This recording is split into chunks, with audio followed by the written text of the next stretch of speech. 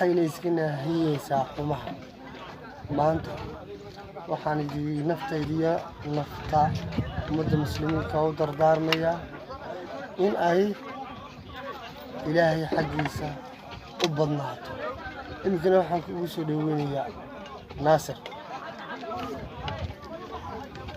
السلام عليكم ورحمة الله وبركاته. وأنا السلامي halkan aan ku sugannahay waa xabaalaha halaya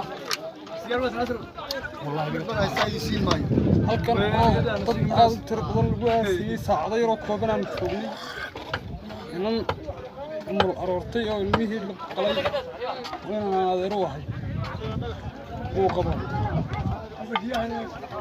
iyo horta waan ku dhimataan waa iska tagnay li xabaalooda kale yaa lagu garabaasay walaalayaal waxaan idin leeyahay toobada ha ka tegin.